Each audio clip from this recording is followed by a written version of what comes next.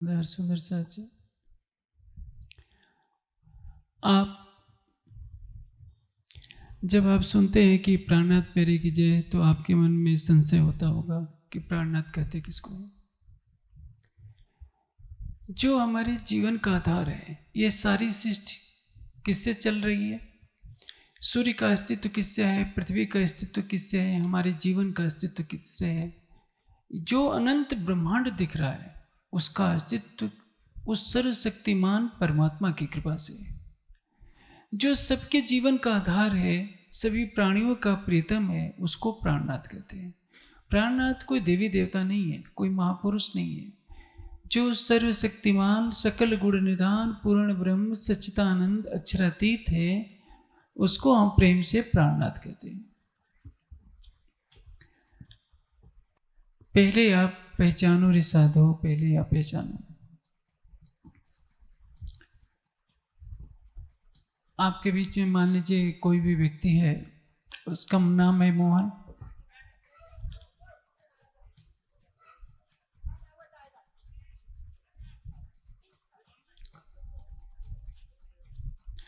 उससे मैं पूछूं कि तुम कौन हो, तो क्या बताएगा? यही तो बताएगा कि मैं मोहन हूं। लेकिन क्या वह वास्तव में मोहन है? मोहन तो उसके शरीर का नाम है, जो माता पिता ने दिया है।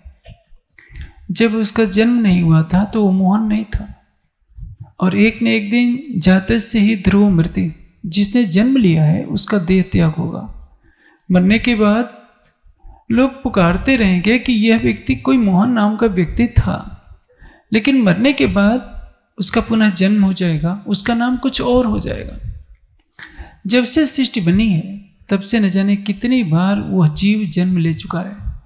मोहन नाम वाला प्राणी तो अनेकों बार पैदा हुआ, अनेकों बार मरा, लेकिन वो स्वयं को नहीं जानता है कि मैं कौन हूँ। अनेक योनियों में भटकता फिरा, कभी पशु पक्षी की योनि में, कभी कीट पतंगों की योनि में, कभी वृक्षों में, वनस्पतियों में। वो स्वयं को जानने का प्रयास करता रहा कि मैं कौन हूँ। लेकिन केवल मानव तन ही ऐसा है जिसमें यह जानने का सौभाग्य प्राप्त होता है किसी को भी कि मैं कौन हूँ, आया कहाँ से हूँ, शरीर और संसार को छोड़ने के पश्चात मुझे जाना कहाँ है। इसको कहते हैं आत्मज्ञान, स्वयं को जानना। जब तक यह बोध नहीं होता कि मैं कौन हूँ, आया कहाँ से हूँ, शरीर और संसार को छोड़ने के पश्चात मुझे जाना कहाँ है, तब तक कोई यह व्यक्ति दावा नहीं कर सकता कि मैंने सच्चिदानंद परमात्मा को जान लिया है।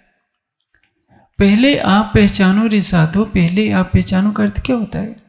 स्वयं को जानना। लेकिन यह इतना सरल नहीं है। यह उपनिषदों में कथा आती है। एक बार नचिकेता, जो वाजश्रवा ऋषि का पुत्र था, किशोरावस्था में पिता ने उसको कह दिया दंडित के रूप में, क्योंकि उसने जिद पकड़ ली थी। उसके पिता ने एक यज्ञ किया था, उसमें कुछ युवा गायों के साथ वृद्ध गायों को भी दान दे दिया गया। बालक नचिकेता को ऐसा लगा कि ये बूढ़ी गायें तो दूध देगी नहीं, मेरे पिताजी जिसको दान दे रहे हैं उसके ऊपर खुद बोझ बढ़ा रहे हैं, बूढ़ी गायों को दान देने से कोई लाभ नहीं है। उसने बार बार जब अपने पिता से हट किया कि आप इन बूढ़ी गायों को क्यों दान देते हैं, ये तो किसी काम की नहीं, पिता को बुरा लगा और उन्होंने श्राप दिया कि जाओ तुम यमाचार्य के पास जाओ। अब पिता के आदेश को स्वीकार करके वह यमाचार्य के पास जाता है। यमाचार्य उस समय घर पर नहीं थे, बाहर गए हुए थे। आते हैं 3 दिन के बाद, तब तक वो दरवाजे पर बैठकर प्रतीक्षा करता रहता है। हमारे देश में अतिथि को देवता माना जाता है।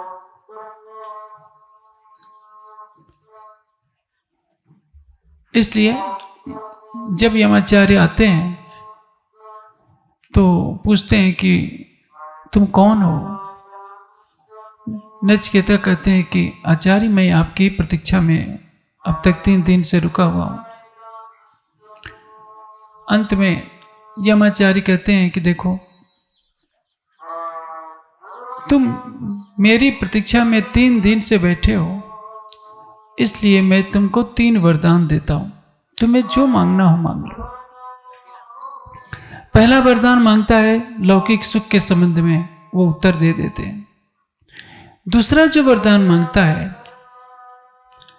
कि आत्मा का स्वरूप क्या है, मैं कौन हूं। दूसरा और तीसरे में यही है, आत्मा का स्वरूप क्या है और परमात्मा का स्वरूप क्या है। जब यह बात यमाचार्य सुनते हैं तो कहते हैं कि नचिकेता, तुम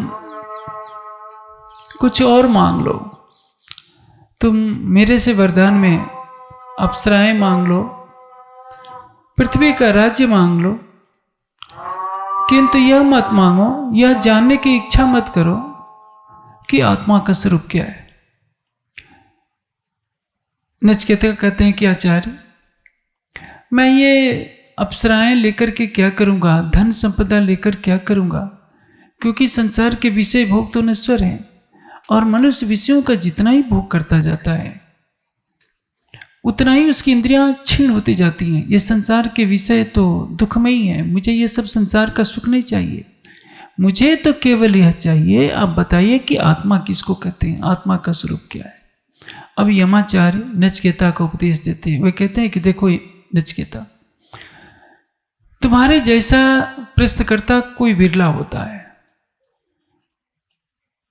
श्रोता और वक्ता आत्म तत्व का दुर्लभ होता है।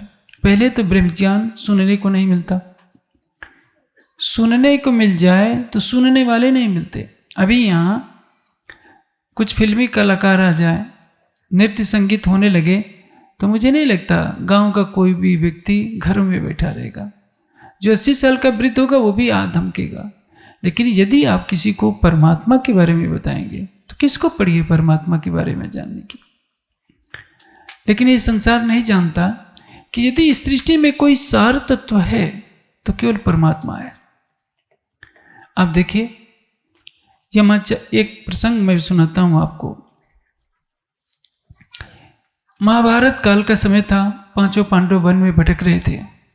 एक सरोवर पर जल पीने के लिए गए तो धर्म ने यक्ष का रूप धारण करके उनकी परीक्षा ली। चारों पांडव तालाब का जल पीने से बेहोश हो चुके थे। जब युधिष्ठिर उस तालाब का जल पीने के लिए अंदर घुसे, पानी को स्पर्श किया तो आवाज आई कि युधिष्ठिर, यदि मेरे प्रश्नों का उत्तर दिए बिना तुम जल पीते हो तो जैसे तुम्हारे भाई मूर्छित होकर पड़े हैं, तुम्हारा भी हाल वही हो जाएगा।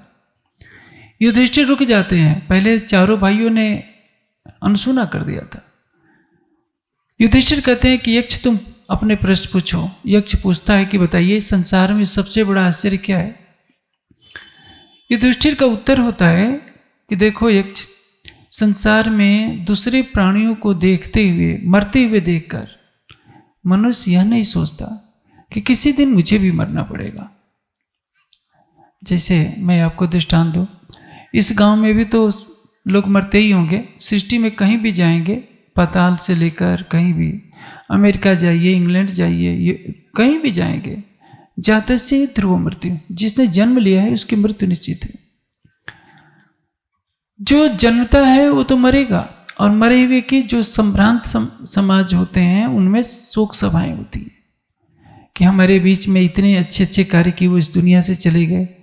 कुछ देर के लिए शोक सभाएं होती हैं, 2-4 घंटों के लिए, उसमें सब लोग सम्मिलित होते हैं। और जैसे ही शोक सभा समाप्त होती है, औपचारिकता पूरी करके घर आकर वैसे ही खुशी से रहने लगते हैं जैसे कि कुछ हुआ ही नहीं।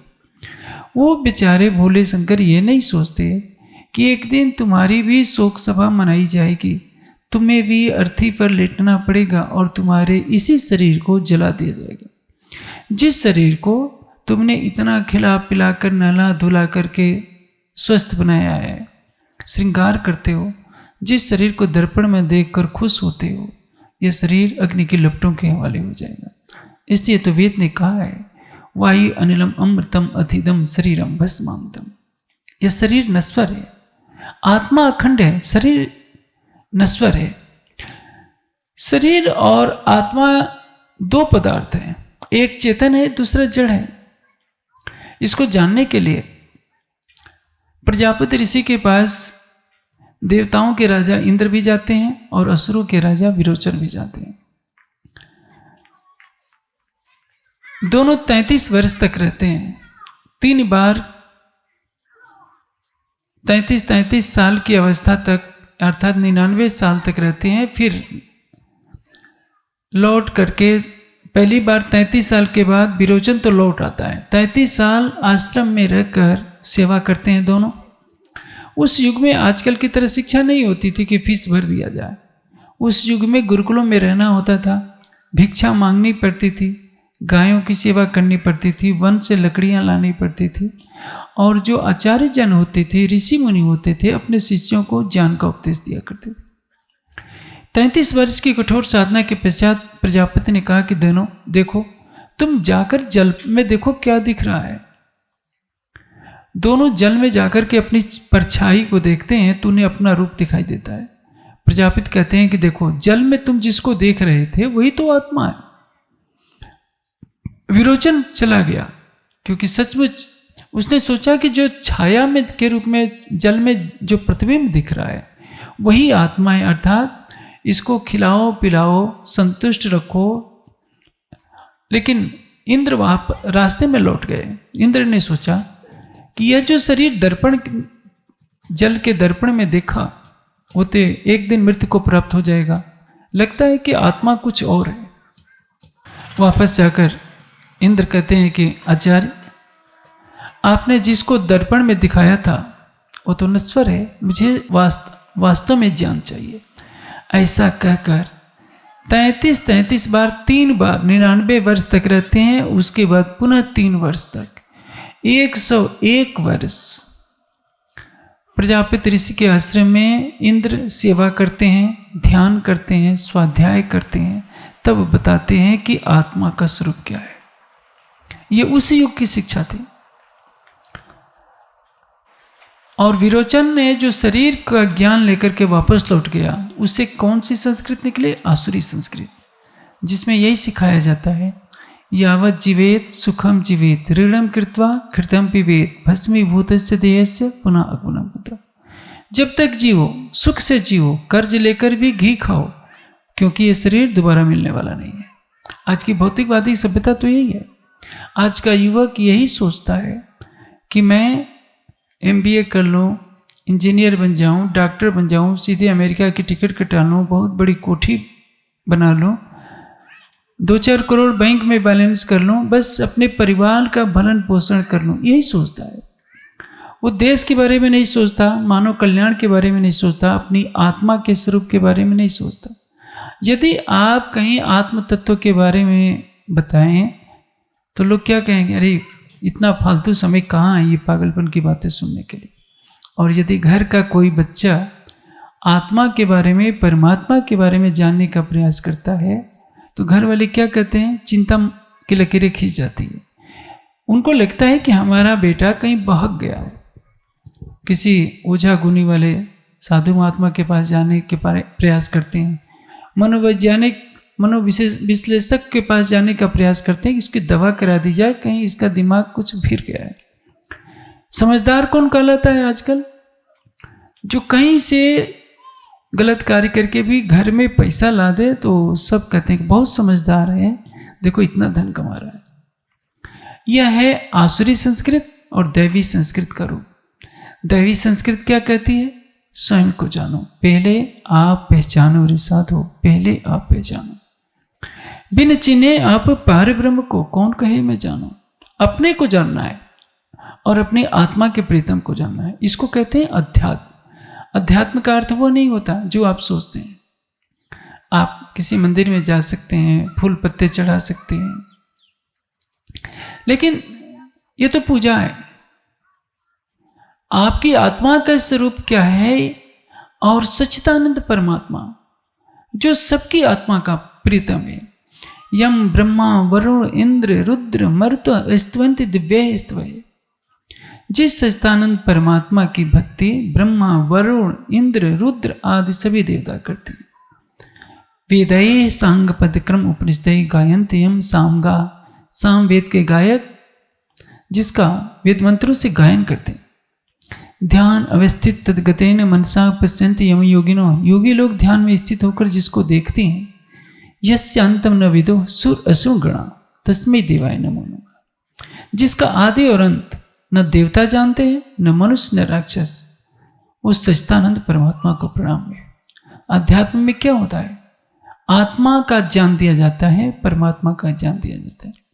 और देखिए इतना बड़ा गांव होगा, यहाँ कितने लोग बैठे हैं आत्मा और परमात्मा के बारे में जानने के लिए। हमें भी बोलते समय 10 बार सोचना पड़ता है कि पता नहीं किसी को अच्छा ना लगे और उठ करके चला जाए। क्योंकि संसार क्या है? ये स्वप्नवत संसार है, अज्ञानता का आवरण है संसार के ऊपर।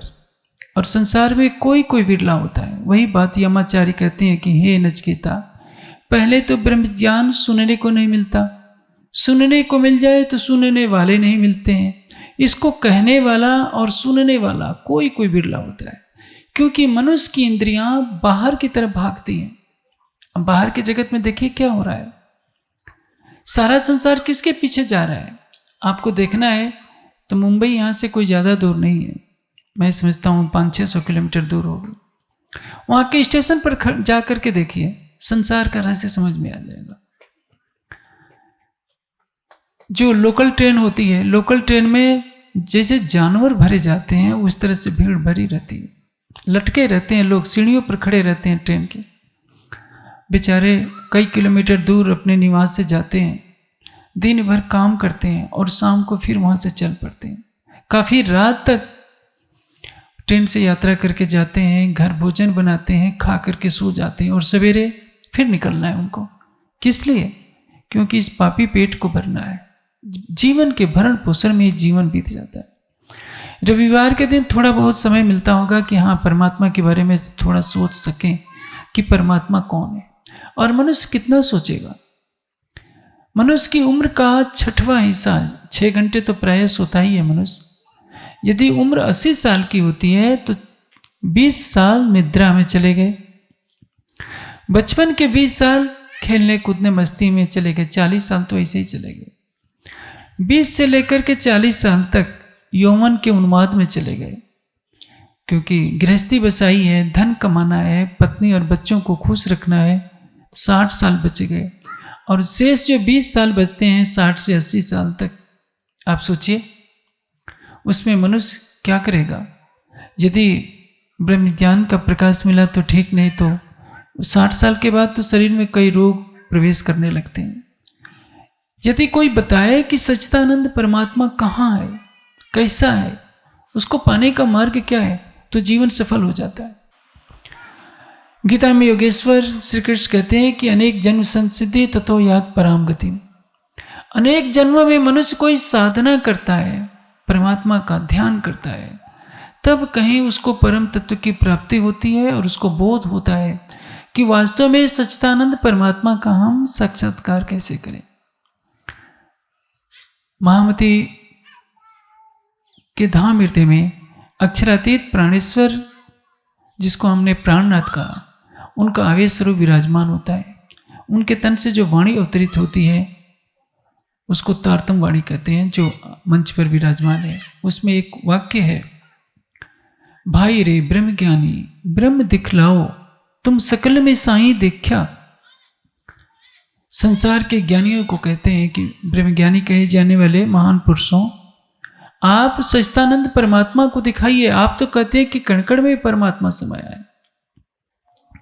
अभी देखिए, अभी थोड़ी देर पहले मैंने आपको कहा था कि जिस परमात्मा की उपासना यम ब्रह्मा वरुण इंद्र रुद्र मरुता स्तवंत दिव्य स्तवय, दिव्य स्तुतियों से ब्रह्मा वरुण इंद्र रुद्र आदि भी करते हैं। ब्रह्मा जी जिसका ध्यान करते हैं, शंकर जी जिनका ध्यान करते हैं, विष्णु भगवान जिनका ध्यान करते हैं, देवों के स्वामी इंद्र भी जिनका ध्यान करते हैं। कौन है वो परमात्मा? जो अनादि है, अक्षर से परे है, उत्तम पुरुष अक्षरातीत है।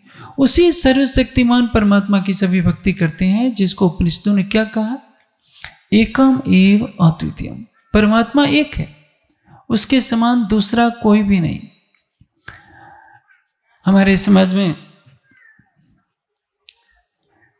परमात्मा देवता भगवान के बारे में कई भ्रांतियां हैं। गुजरात में तो घर घर कुल देवी की पूजा का विधान है। देवता क्या है, देवी क्या है, इसके बारे में मैं थोड़ा कहना चाहूँगा। और जो भी श्रोतागण बैठे हैं धर्म प्रेमी सज्जन, उनसे मैं आग्रह करूंगा कि शांतिपूर्वक मेरी बात सोचेंगे, उस पर विचार करेंगे। देखिए, देवी किसको कहते हैं? जिसमें दिव्य गुण हो। घर में जो बहू आती है उसको क्या कहा गया है? घर की सम्राज्ञी, महारानी कहा गया है। लेकिन अज्ञानता के कारण, अशिक्षा के कारण जब घर में बहू आती है तो जब कड़वाहट का माहौल पैदा हो जाता है। यदि बहू में धार्मिक संस्कार नहीं हुए और पति उसके अधीन हो गया तो वो सास पर अत्याचार कुछ समय के बाद करने लगती है। यदि सास का पलड़ा भारी रहा तो बहू को परेशान करने लगती है, मेल नहीं होता। बहू सास को मां मानने के लिए तैयार नहीं होती और सास अपनी बहू को बेटी मानने के लिए तैयार नहीं होती। ये घरों में झगड़े का कारण क्या? मूल कारण है। हमारी संस्कृति में नारी को कितना सम्मान दिया गया है ये आप जानते हैं। मनु ने कहा है, यत्र नार्या तु पूजन्ते रमन्ते तत्र देवता। जहाँ स्त्री की पूजा होती है और देवता रमण करते हैं। तो जिस घर में सुशीला, विदुषी और अध्यात्मवादी नारी होती है उसको घर की देवी कहा जाता है। समाज और राष्ट्र की देवी कौन है? जैसे हमारे देश में 3 देवताओं का नाम लिया जाता है विशेषकर, ब्रह्मा, विष्णु, शिव, और उनकी पत्नी को क्या कहा जाता है? पार्वती, लक्ष्मी और सरस्वती कहा जाता है। कभी हमने इस पर गंभीरता से विचार नहीं किया। देखिए, ऐतिहासिक दृष्टि से ये मानेंगे कि जब सृष्टि पैदा होती है तो सबसे पहले दुनिया के सबसे सुंदर भाग हिमालय के मानसरोवर कश्मीर के क्षेत्र में सृष्टि पैदा हुई। सांकल्पिक सृष्टि, आदि नारायण के संकल्प से। आदि नारायण क्या है इसकी विवेचना हम बाद में करेंगे। सबसे पहले संकल्प से जो पुरुष पैदा होते हैं ये अवस्था के होते हैं, उसमें 16 ऋषि उत्पन्न होते हैं जिनमें अग्नि, वायु, आदित्य, अंगिरा आदि हैं। उसमें ब्रह्मा, विष्णु, शिव भी हैं। आपने सुना होगा, रामायण जिन्होंने पढ़ी है वो जानते हैं कि शंकर जी की पत्नी का नाम क्या है? उमा। इनका पूर्व नाम क्या था? सती। रामचरितमानस में बहुत सुंदर वर्णन किया गया है कि एक बार दक्ष प्रजापति जो सती के पिता थे यानी भगवान शिव के ससुर थे, उन्होंने एक यज्ञ किया। उस यज्ञ में शंकर जी को निमंत्रण नहीं दिया गया था और शंकर जी के मना करने पर भी सती वहां पहुंचती है। तो अपने पति का अपमान वो सहन नहीं कर पाती हैं कि जब सभी देवों को निमंत्रण दिया गया तो मेरे पति को निमंत्रण क्यों नहीं दिया गया, और यज्ञशाला में अपने प्राण, यज्ञ कुंड में प्राण छोड़ देती है। शंकर जी को जब सती के देह त्याग का समाचार मिलता है तो अपने गण वीरभद्र को भेजकर यज्ञ को विध्वंस करा देते हैं। ये पौराणिक मान्यता है। अब सती का दूसरा जन्म होता है उमा के रूप में। परिणाम क्या होता है? उमा भगवान शिव को पाने के लिए कठोर तप करती हैं और उधर शंकर जी भी समाधिस्थ हो गए रहते हैं। अंत में उनका ध्यान टूटता है, दोनों का विवाह होता है और गणेश तथा कार्तिकेय का जन्म होता है। गणेश और कार्तिकेय किसके पुत्र हैं? भगवान शिव के पुत्र हैं। आप सोचिए, परमात्मा किसको कहते हैं? जो अनादि है, जिसका कभी जन्म नहीं हुआ। जब यह सृष्टि नहीं थी तब भी परमात्मा था, जब सृष्टि नहीं रहेगी तब भी परमात्मा रहेगा। परमात्मा का न जन्म होता है, न कभी मरण होता है, न उसके पुत्र होते हैं, न उसका कोई ससुर होता है। तो क्या है? भगवान शिव हमारे एक महान पुरुष हैं, महान योगी हैं, सृष्टि के महानतम योगियों में। उनके गुणों की पूजा उनकी वास्तविक पूजा है। वेद में जो शिव शब्द आया है, एक मंत्र आता है, ओम नमो संभवाय च मयो भवाय च महेशकराय च शंकराय च शिवाय च शिवतराय च। शिव किसको कहते हैं? जो समस्त जगत का कल्याण करने वाला एक अद्वितीय जन्म मरण से रहित परमात्मा है, उसको शिव कहते हैं। अब जो सृष्टि में प्रारंभ में जो भी ऋषि मुनि योगी हुए, उन्होंने वेद में अच्छे अच्छे जो भी नाम आए थे परमात्मा के नामों को अपने ऊपर धर लिया। तो आप स्वाभाविक है कि जो गुफा में रहकर हिमालय पर्वत के अंदर अमरनाथ की गुफा में जो रह करके समाधि लगाते हैं वो भगवान शिव क्या है? सृष्टि के प्रारंभिक योगी हैं। उनकी पत्नी कौन है? उमा। पुत्र कौन है? गणेश और कार्तिकेय। आप सोचिए, गणेश जी की पूजा क्यों होती है? क्योंकि वो देवताओं में सबसे अधिक बुद्धिमान कहे जाते। एक बार देवताओं में परीक्षा हुई कि देखें सबसे अधिक बुद्धि किसके पास है। सब ये तय रखा गया है कि जो सारी पृथ्वी का सबसे पहले भ्रमण करके आएगा उसी को बुद्धिमान माना जाएगा। बेचारे गणेश जी सोचे कि मैं कैसे यात्रा करूं। उन्होंने सोचा कि सारा ब्रह्मांड तो माता पिता के स्वरूप में ही है। वे अपने माता पिता की परिक्रमा करके सबसे पहले आकर बैठ गए। देवता अपने अपने वाहन पर, यानों पर गए और बहुत देर के बाद आए। जब सभी आए तो कहा कि माता ही तो पृथ्वी है, पिता का स्थान तो आकाश से भी ऊंचा है। हमने माता पिता की परिक्रमा कर ली, अर्थात ब्रह्मांड की परिक्रमा कर ली। तभी से देवताओं में सबसे पहले गणेश जी का नाम लिया जाता है। तो आप सोचिए, गणेश जी की पूजा क्या है? जैसे गणेश जी बुद्धि का सदुपयोग करते हैं, हम उनके पद चिन्हों पर चलें, ये गणेश जी की पूजा है। शंकर जी की पूजा क्या है? आप देखिए, शंकर जी संसार से कोई मोह ममता नहीं रखते हैं। उमा के साथ अमरनाथ की गुफा में बैठे हैं। किसके ध्यान में? सच्चिदानंद परमात्मा के ध्यान में। जो समाधि अवस्था में उनको ज्ञान प्राप्त होता है, वही ज्ञान जो उमा को सुनाते हैं, उस गुफा का नाम अमर कथा पड़ गया। अमर कथा किसको कहते हैं? वह ज्ञान जिसको सुनने से जीव भव सागर से पार हो जाए, वह अमर कथा कहलाती है, अमर विद्या कहलाती है। इसी को उपनिषदों में परा विद्या कहते हैं। मुंडक उपनिषद में कहा गया है, अथ परा यया तदक्षरम अधिगम्यते। परा विद्या वह विद्या है जिससे उस अविनाशी ब्रह्म को जाना जाता है। आप कहीं जाते हैं तो कुछ पैसे लेकर चलते हैं कि क्या खाएंगे, कहाँ ठहरेंगे। भगवान शिव उस बर्फ से घिरे हुए पहाड़ की गुफा में रहते हैं। उनके पास 1 रुपया भी नहीं, 1 कपड़ा भी नहीं। समाधि में बैठे हैं तो 1-2 महीने नहीं, हजारों वर्ष बैठे रहते हैं। सारी सृष्टि को संदेश दे रहे हैं कि संसार के लोगों, तुम धन के लिए लड़ते हो, राज्य के लिए लड़ते हो, 2 गज जमीन के लिए लड़ते हो, मैंने तो सारे ब्रह्मांड को छोड़ रखा है।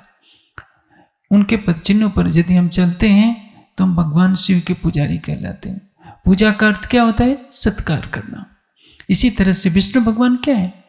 मानसरोवर की झील में बैठकर ध्यान कर रहे हैं, लेटे लेटे। आप देखेंगे शेष की सैया बनाकर। पौराणिक कथा क्या है? अब देखिए, इसका अलंकारिक अर्थ अलग है। शेष कहते हैं शून्य को, शून्य कहते हैं निराकार को, निराकार कहते हैं मोह सागर को। जो मोह सागर में शयन कर रहा है उसको कहते हैं शेष साई नारायण। लेकिन यहां क्या है? मानसरोवर में भगवान विष्णु अपनी अर्धांगिनी लक्ष्मी के साथ है, पौराणिक मान्यता के अनुसार। यह जो हिमालय का एरिया है पूरा, इस हिमालय के क्षेत्र में जब बाहर के असुर आक्रमण करते थे तो जितने ऋषि मुनि होते थे, महापुरुष होते थे और राजा आर्यावर्त के होते थे। जैसे देवासुर संग्राम छिड़ा तो उसमें सहायता के लिए दशरथ भी गए थे और राम के एक बड़े पुत्र लव भी गए थे। लव का उसमें देवासुर संग्राम में मृत्यु भी हो गई थी। अब तक लगभग 12 देवासुर संग्राम हो चुके हैं। ये मध्य एशिया से, जैसे ये प्राचीन काल से चला आ रहा है। आप देखेंगे हर्ण, सुख, कुषाण, ये मध्य एशिया की जितनी बर्बर जातियां थी, भारतीय संस्कृति को नष्ट करने के लिए हमला करती थी। तो यहाँ के ऋषि मुनि, राजा महाराजा, जिनको देवता कहते हैं, देवता किसको कहते हैं? जिसमें दिव्य गुण, ये सभी मिलकर उनका विरोध करते थे। और इसीलिए जो प्रजापति बनाए गए, 10 प्रजापति बनाए गए। प्रजापति का तात्पर्य 10 दिशाओं में एक भाव रखा गया कि इस पूरे आर्यावर्त की, हिंदुकुश पर्वत से लेकर ब्रह्मपुत्र तक और इधर पूरे आर्यावर्त के क्षेत्र की जो रक्षा करते थे उनको प्रजापति कहा जाता है। ये भगवान विष्णु अपने अर्धांगिनी लक्ष्मी के साथ मानसरोवर झील में तप करते हैं और ब्रह्मा जी पुष्कर क्षेत्र में अपना यज्ञ प्रारंभ करते हैं, हिमालय में साधना करते हैं।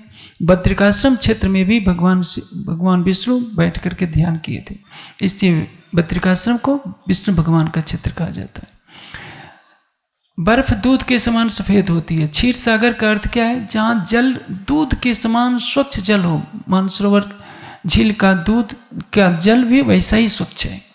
ये सभी ऐतिहासिक घटनाक्रम है। सामान्य जनता इन तथ्यों को नहीं जानती। विष्णु का अर्थ क्या होता है? जो सत्ता से सर्वत्र व्यापक हो उसको विष्णु कहते हैं। अब देवता क्या है? जो हमारी सृष्टि के महान पुरुष हैं, उनके गुणों की पूजा ही देव पूजा कहलाती है। देवता कौन? जो हमें कुछ आदर्श दें, ज्ञान दें, समाज को सन्मार्ग दिखाएं। ब्रह्मा विष्णु शिव हमारी संस्कृति के रक्षक हैं। ब्रह्मा जी के पास चारों वेदों का ज्ञान था। विष्णु भगवान के पास ज्ञान भी था, भक्ति भी थी, सतोगुण इतना कि दिन रात मानसरोवर में परमात्मा का ध्यान करने के अतिरिक्त और कुछ काम नहीं। शंकर जी हिमालय की गुफा में बैठ करके ध्यान कर रहे हैं। ये हमारी संस्कृत के आदर्श हैं। इनके गुणों की हम पूजा करें, ये इनकी पूजा कहलाती है। भगवान कौन कहलाता है? जिसमें 6 गुण होते हैं। और अभी मैं बता देता हूं आप लोगों को। इंद्र एक पद है। आपने पौराणिक कथाओं में सुना होगा कि जब कोई ऋषि मुनि तपस्या करता था तो इंद्र देवता घबरा जाते हैं कि ये ज़्यादा तप कर लेगा तो मेरा पद ले लेगा। ये सबको मालूम है। इसलिए अप्सराएं भेजकर उस ऋषि की तपस्या नष्ट करने का प्रयास करती थी। इसका आशय क्या है?